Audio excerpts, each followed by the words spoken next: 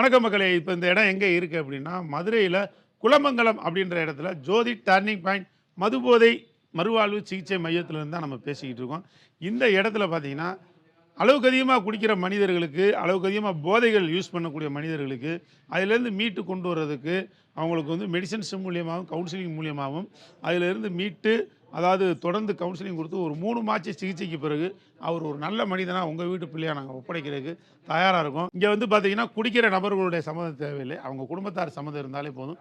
நாங்கள் ட்ரீட்மெண்ட் கொடுத்து அவருக்கு ரெக்கவரி பண்ணி நல்ல வழிக்கு நாங்கள் அனுப்புறதுக்கு தயாராக இருக்கோம். சார், இன்னைக்கான கேள்வி என்னன்னு பார்த்தீங்கன்னா, எனக்கு தெரிஞ்ச ஒருத்தர் வந்து வந்து அளவாக தான் சார் குடிச்சாரு. இப்போ என்னன்னு தெரியல, ரீசெண்ட் டேஸில் ரொம்ப அதிகமாக குடிக்கிறாரு. இப்போ அவரையும் ஒரு மறுவாழ்வு மையத்தில் சேர்க்குற நிலைமை ஆயிடுச்சு.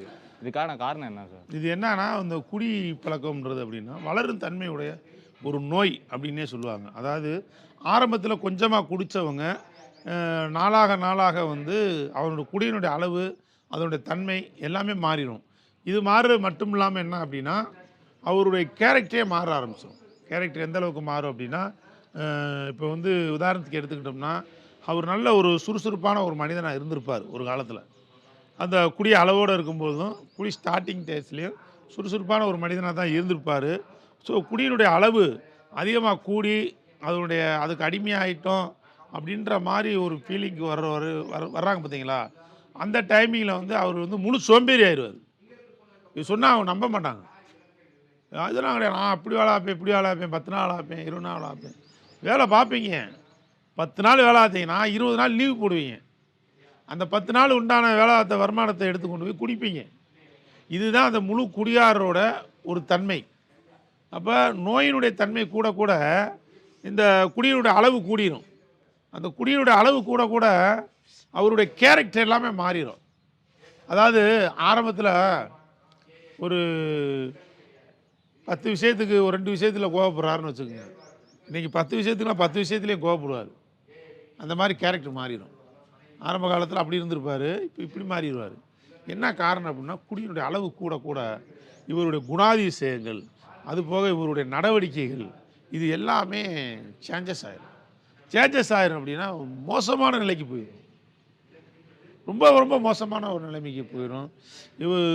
ஆல்கஹால் அப்படிங்கிறது வந்து ஆரம்ப காலத்தில் கொஞ்சமாக குடிப்பாங்க. ஒரு பீரு, ஒரு கட்டிங்கு, இதில் ஆரம்பித்தவங்க தான் நிறைய பேர் இன்றைக்கி பெரிய குடிகாரனாக இருக்காங்கல்ல. அவங்கள பூரா இன்டர்வியூ பண்ணி ஒரு சர்வே எடுங்களேன். அதில் என்னன்னா, எல்லாருமே வந்து ஆரம்பத்தில் கொஞ்சமாக குடித்தவங்க தான். ஒரு பீரில் ஆரம்பிச்சிருப்பாங்க, இல்லை அப்படின்னா ஒரு சிங்கிள் கட்டிங்கில் ஆரம்பிச்சிருப்பாங்க. இவங்கெல்லாம் வந்து ஒரு காலத்தில் மொடா குடியாரன் அப்படின்னு ஊர் மக்கள்கிட்டையும் சமுதாயத்திலையும் நம்ம ஃபேமிலியிலையும் இந்த மாதிரி ஒரு பேர் வாங்கக்கூடிய அளவுக்கு வந்துடுவாங்க. இதனுடைய தன்மைகள் வந்து கூடுது. இப்போ ஒரு நல்ல ஒரு குடிக்கிற ஒரு மனுஷன், எல்லாத்தையும் நம்ம குடியாரன்னு சொல்லலை, நல்லா குடிக்கிற மனுஷன் இன்றைக்கி ஒரு குவார்ட்டர் சாப்பிட்றாரா, நாளைக்கு அது, அடுத்த நாள் அது. ஸோ 5 வருஷத்துக்கு பிறகும் அதே தான் இருக்கணும். இந்த அளவு மாறி இருக்கக்கூடாது. குவார்ட்ரு 9 ஒன்ஸ் ஆயிடுது, 9 ஆஃப் ஆயிடுது, ஆஃபு ஃபுல்லாகிடுது. அப்புறம் கணக்கு வழக்கே இல்லை. எப்போ சரக்கு கிடைக்குதோ அப்போ எல்லாம் குடிக்கிறது. இந்த தன்மை மாறிடுது. இதுக்கு எல்லா டைமும் பொருளாதாரம் இருக்குமா? இந்த குடிக்கிற ஆள் பூரா மிட்டார் மிராசாக தான் இருக்காங்களா? ஒன்றும் கிடையாது.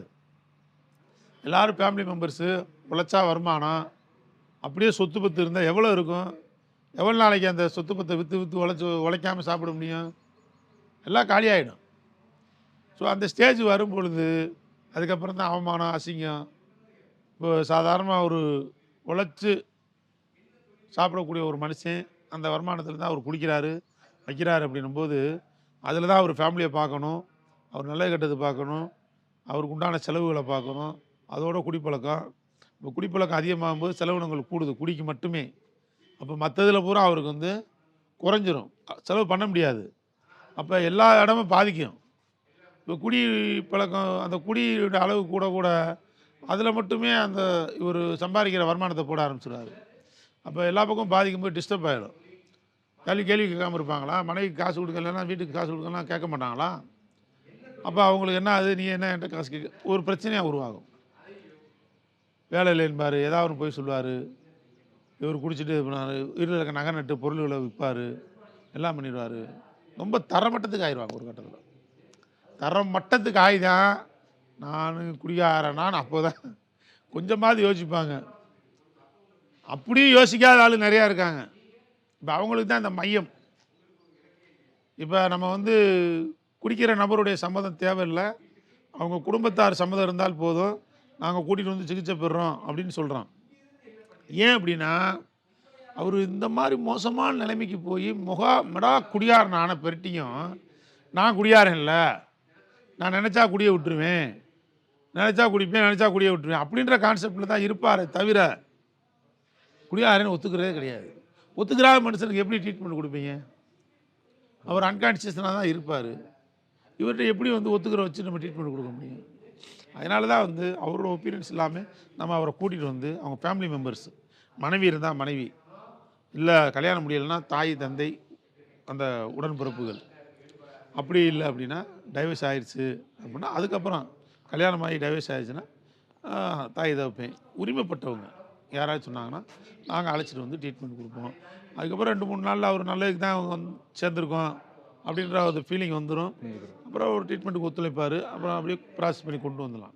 இதை ஏன் சொல்கிறேன் அப்படின்னா அவர் ஒத்துக்க மாட்டார். எவ்வளோ தான் மோசமான நிலைக்கு போனாலும் நான் குடியார இல்லை அப்படின்ற ஒரு கான்செப்டில் தான் இருப்பாங்க. இதுதான் ஒரு பெரிய பிரச்சனை. ஏன்னா அந்த நோய் வந்து மறுக்கும் தன்மை உள்ள நோய், மறக்கும் தன்மை உள்ள நோய். யார் என்ன சொன்னாலும் அதை மறுத்து பேசுறது, இல்லை அப்படின்னா பேசின விஷயத்தை மறந்துடுறது. இந்த மாதிரி நிறைய நடக்கும். நிறைய இடங்களில் பிரச்சனை நடக்கும். ஒரு குடியாரங்கள் கூட சண்டை போடுறாங்கன்னா சொன்னதே சொல்லிக்கிட்டு இருப்பான். ஏன்டா அவன் சொன்னதே சொல்லிக்கிட்டு இருக்கான்னு சுற்றி உள்ளவங்களாம் டென்ஷன் ஆகிடும். சரிடா அவன் சொன்னேன் தப்பு தான், அதுக்கு மன்னிப்பு கேட்க சொல்லுவோம், விட்டுருவோம்டான்றான். சரின்ட்டு பேசாமல் இருப்பான். அவன் அப்படி சொன்னான்னு திரும்ப அதே பாயிண்ட்டுக்கு வருவான்.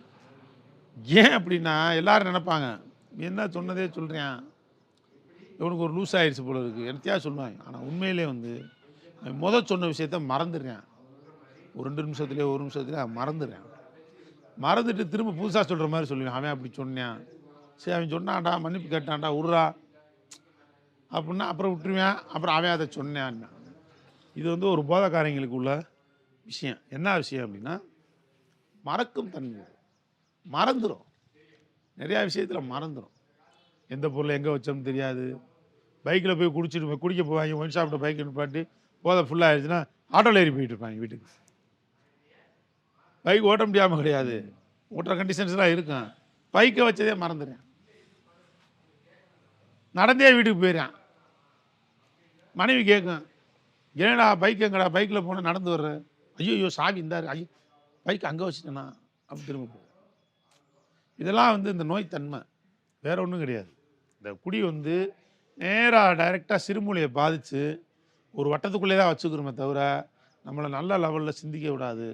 பல பிரச்சனைகள் இதில் வந்து உருவாக்கி விட்டுரும். இவங்களுக்கு வந்து அளவுக்கு அதிகமாக குடிக்கிறவங்களுக்கு அவங்களுக்கு மறுவாழ்வு மையத்தில் சிகிச்சை பெற்று அதன் மூலமாக வந்து அவங்க ரெக்கவரி ஆகி மீண்டும் பழைய நிலைமைக்கு வரலாம். அதுக்கு முழுசாக நாங்கள் கேரண்டி கொடுக்குறோம். நம்ம இடம் எங்கே இருக்குது அப்படின்னா மதுரையில் குளமங்கலம் அப்படின்ற இடத்துல ஜோதி டேர்னிங் பாயிண்ட் மது போதை மறுவாழ்வு சிகிச்சை மையம். ஏதாவது டவுட்னா கீழே ஸ்க்ரீனில் நம்பர் கொடுத்துருங்க, அந்த நம்பருக்கு நீங்கள் கால் பண்ணி கேட்டுக்கோங்க. குடிக்கிற நபர்களுடைய சம்மதம் தேவையில்லை, அவங்களுடைய குடும்பத்தார் சம்மதம் இருந்தால் போதும். நாங்கள் அவங்கள கூட்டிகிட்டு வந்து ரெக்கவர் பண்ணி சரி பண்ணுறதுக்கு தயாராக இருக்கோம். இந்த சேனலில் வந்து வீடியோ தொடர்ந்து போட்டுக்கிட்டே இருக்கோம். பாருங்கள், சப்ஸ்கிரைப் பண்ணிக்கங்க, பெல் ஐக்கானை கிளிக் பண்ணிங்க, மற்றவங்களுக்கு இந்த வீடியோவை ஷேர் பண்ணுங்கள். தேங்க்யூ, பாய்.